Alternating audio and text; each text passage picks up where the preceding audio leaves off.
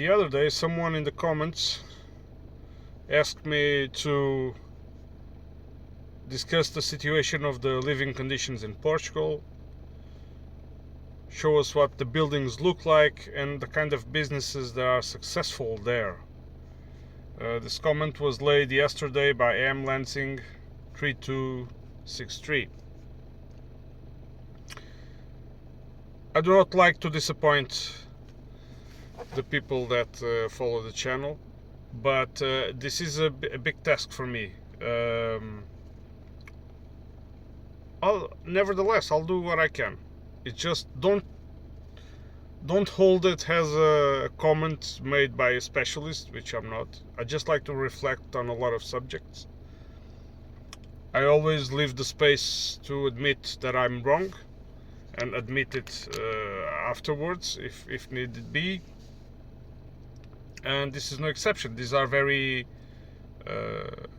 subjects for people who study very hard and very long hours and have high degrees and a lot of published work on it. But I'll try to sum it up according to my perspective, right? The way I see the world, in this case, these living conditions. I'm not I do not have conditions to show you buildings and this landscape now, because I've been running on a tight schedule. I have to go to work shifts and commuting home and to work, and then the podcasts, and this also requires previous work prior doing to the videos. I know that some of the videos I do while I drive, they are spoken out of memory, but they require previous readings and previous conversations and also always some sort of preparation. And so, but I will address this subject now. And the picture is not good. I will for sure will fall in over generalization. But the picture is not good in Portugal economically, right? It's an economy that has been liberalized after the nationalizations, after the nationalized sectors, after the revolution. It has been systematically liberalized in strategic sectors, and it pretty much works like any other liberal economy, except that we don't have a lot of our companies are not like, for example, companies rooted in countries with tradition in industrialization. Portugal's industrialization was late and small and scarce. Portugal was a very rural country until very late in Europe, if you compare to other countries in Europe. Just bear in mind that outside of the big cities in Portugal, and when I mean the big cities, it's only Lisbon and Porto, you would see pretty much a medieval place. I mean, people who save their shoes, they would walk barefoot in order to save their shoes. This is a typical episode. And when they would walk into a building or a service or something that they would need to go, then they would put their shoes on. A lot of this poverty, extreme poverty, was characterized much of the interior inland of Portugal. So, and then after the revolution, there was conflict between left and right wing forces. Of course, the liberals, bit by bit, they start gaining momentum. Basically, they reflected the old interests. The old interests came back. The richest families during the dictatorship, they had to flee, but then they came back. And the economy now can be summed up with the biggest chunk goes to the utilities, energy. They are monopolies, oligopolies, right? Those are the. If I've pulled the rank here, but I'm in my car, so I had to leave home earlier today. I had to do stuff before going to work, so I'm doing this stuff in my car. It's my office for time being. So, if you take the look at the top 10 most successful companies in Portugal, you have number 1, petroleum products. Number 2, electricity distribution, and a lot of things related, a lot of other service related. But these companies are their main core was that. Then you have the big distribution, like the big supermarket chains. In third and fourth place, you have again oil and gas. In this case, fifth place, natural gas. Again, sixth place, electricity. Seventh, you have Volkswagen. Volkswagen automobile manufacturer. They do assembly. They do not create the parts. They assemble the parts for Volkswagen. Then you have again retail, energy for retail. Then cellulose companies, paper related products. And in 10th place, number 10, it's the air company, the flag, our national air company, TAP, Transportes Aéreos Portugueses. So this rank goes further. It has a lot of companies, I think about 200,000 companies. But these are the core, right, of the. So it's actually companies in which, in which, my opinion, they should belong to the state. They should be in the sphere of the state control. They are strategic companies.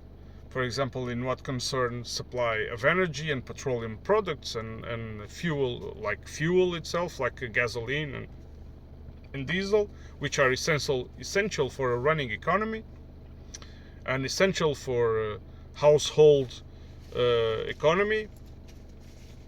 They shouldn't be in the hand of private owners, because they speculate, they give huge bonuses to their managers, they subtract workers, they pay less and less to their workers, so they give less and less to the economy, but they extract more and more. So this is my opinion. But if you come down to the people's economy, you have a lot of ways of living in Portugal. It's kind of diverse. And one of the things are tourism, like big sector here. So you don't have like big chains in tourism. You have some hotel chains, of course, in places like Lisbon and Algarve. You have some hotel chains, but you have a lot of self-developing businesses in this sector, which are houses for tourism, like the kinds you typically find in Airbnb. Houses on the countryside in small towns. This has been a breath of fresh air through these very depressed economies inland, the ones that they are far away from the coast. So this is kind of, and it's small businesses, you can consider them. You start to have a lot of this in the cities, like small hostels. They call it local housing for tourism, alojamento local, but those are being subject to a lot of speculation and investments from abroad. So big funds come, they buy blocks of buildings. Basically, they make pressure for people to get out of there, or they buy them out or something, and then they transform it in places to rent to travelers, basically. This puts a huge pressure on real estate, on houses. People have a hard time to find houses to live on affordable prices because of this kind of business and other factors, not just. But this is like a lot of successful businesses are investing in this, right? And also because the economy inland is kind of depressed, people with more income from other countries or from big cities tend to go to these places and buy land which is cheaper, and then make this kind of what is the word for that? It's kind of resorts for vacation. They build swimming pools, nice gardens, and normally resort to typical architecture, and then people like that. Then you have a lot of people which can like survive on their paycheck to paycheck only because it's there was a time in Portugal when a lot of families, even poor families, had the chance, thanks to left-wing policies, had the chance to, because housing was a problem. I mean, after the revolution, a lot of people lived in like small, this kind of makeshift houses and very poor conditions. No sewers, no electricity, no anything. So there was a big incentive, and a lot of people were buying land. Even poor families, they started to afford land, which was cheap. And many people built their own houses, and they built more than one house, and so they could. So now that inheritance is still used by the next generation.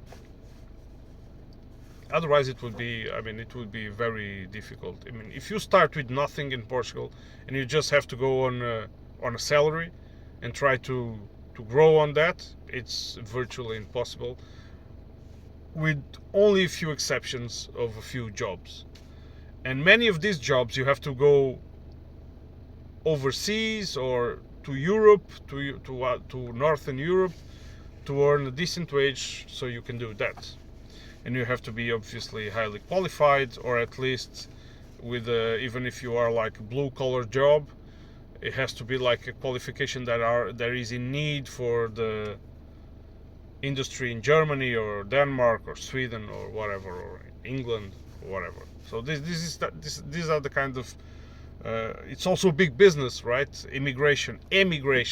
A lot of, like, I don't know the numbers, but some years ago it was about 5 or 6 million Portuguese were abroad, and then they go, they make money, and then they come back and they invest that money back here. It's also a chunk of the economy. And then you have what I consider the dark side of the economy, which is, I've mentioned these top 10 companies that want to pay less and less, give less and less to the economy, and give more and more to the shareholders. But nevertheless, these utilities companies like energy, I work in one of these companies, they tend to be still one of the best if you can find a job there, which is more and more difficult. They tend to pay a little bit above average salary. And the rest, like in tourism, or you can be employed in agriculture.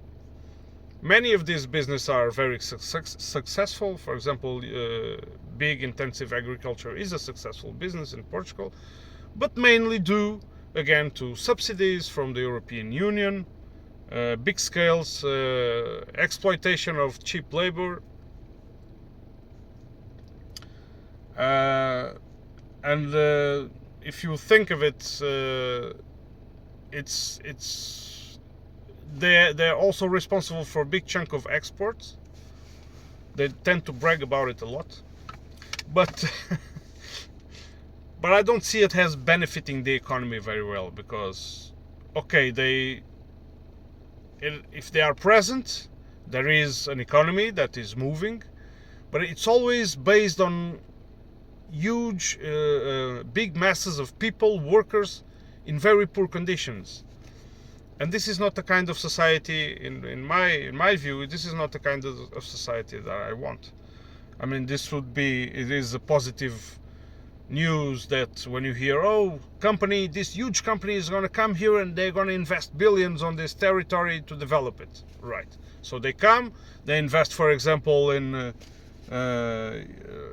hectares, thousands of hectares to produce olives and olive oil and make the factories to produce olive oil. So they need thousands of workers, right?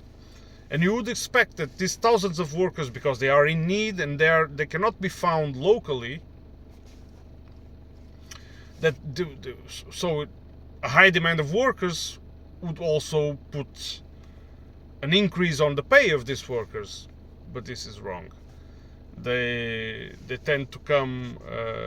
They tend to recruit them in strange schemes, with resorting to strange schemes in Far East Asia, like in very poor countries like Bangladesh and some parts of India, and then they bring them here and exploit them big time. So I don't know if I'm answering the question to M. Lansing 3263. I mean, other parts of the economy, services is a huge chunk of this economy, right? So you have all kinds of services. And of course, you have cases of success, because this kind of economy is the economy that creates a very extractified society. I don't know if this word can be applied like this in English.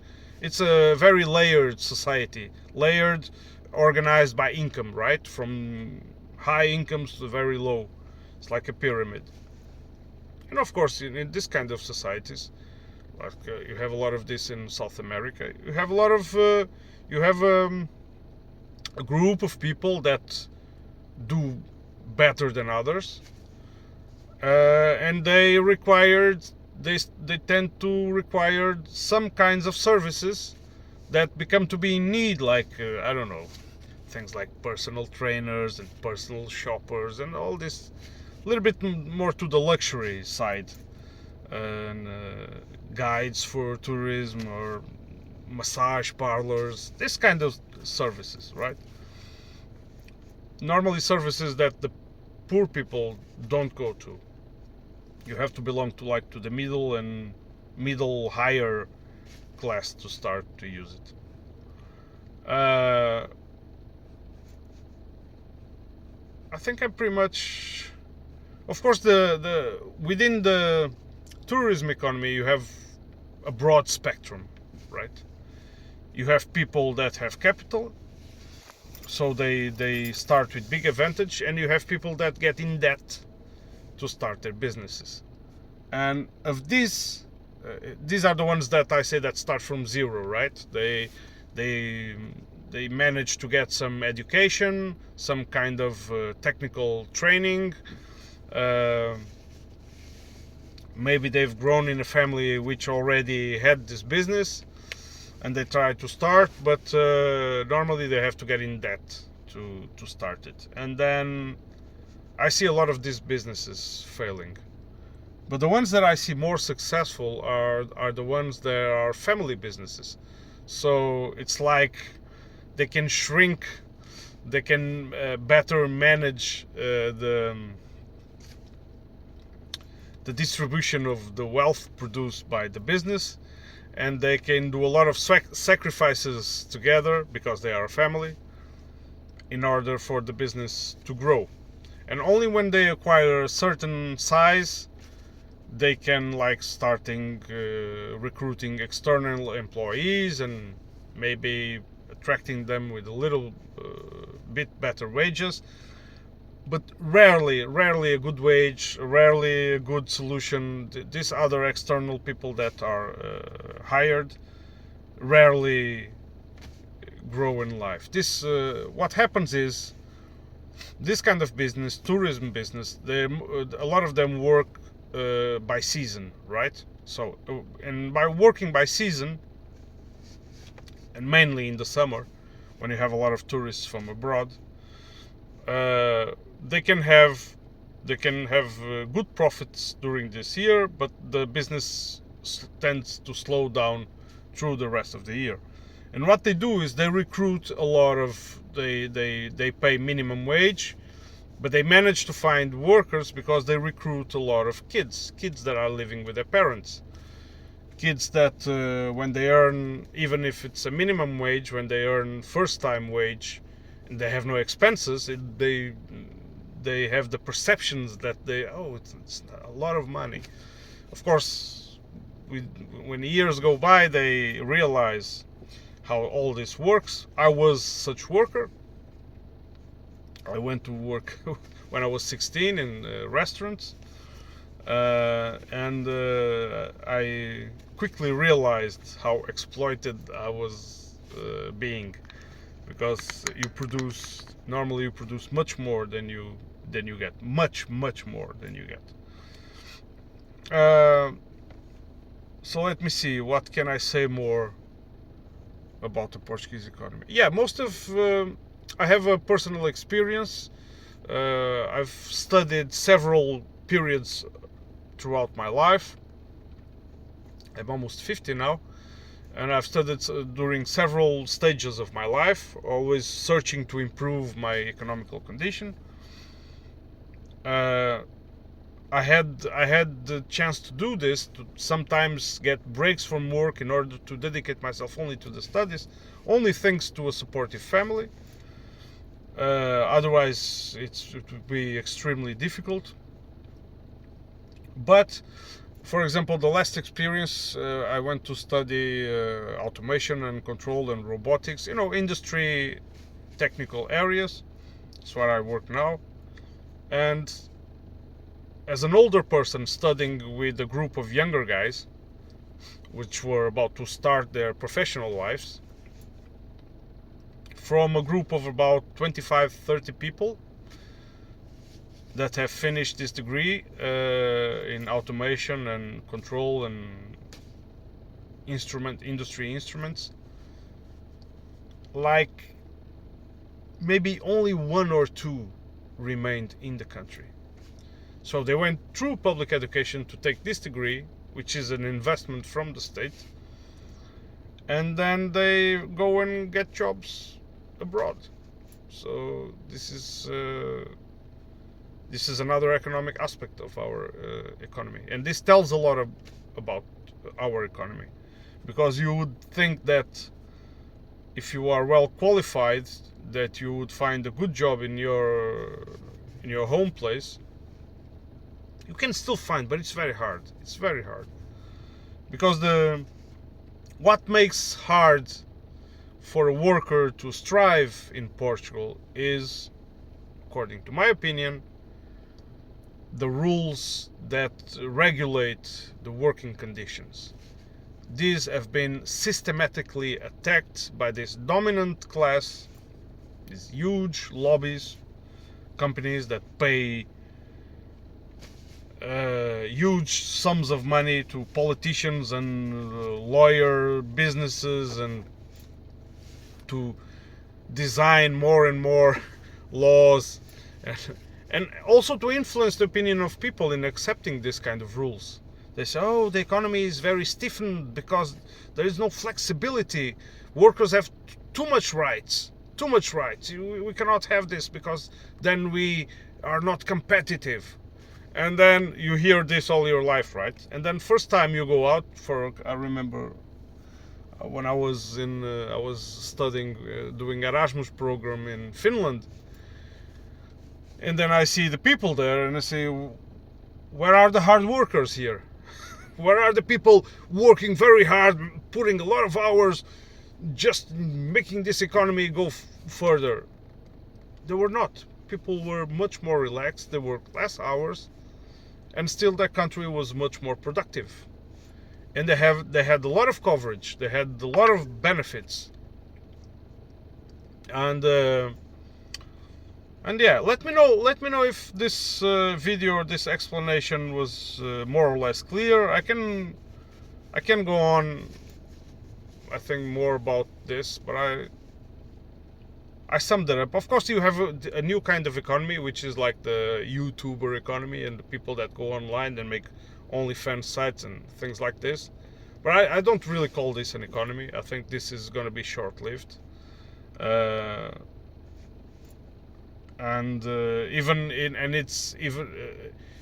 Okay, the first people, there are some successful people, but if you notice, there are more and more and more, and the market's being saturated, and so it's a fallacy, or it's not true if you think that everyone or a big majority of people can live on this, right? Only a few examples can do it very successfully. And I think most of the economy tends to gravitate around then this huge companies and big banks and the financialization of the economy tends to gravitate about them, and tends to gravitate around the state, which then gives out big subsidies and incentives for these guys. Also funds from the European Union. Yeah. I think I'll stop now. Let me know what you thought of this. I would really appreciate some feedback. See you on the next one.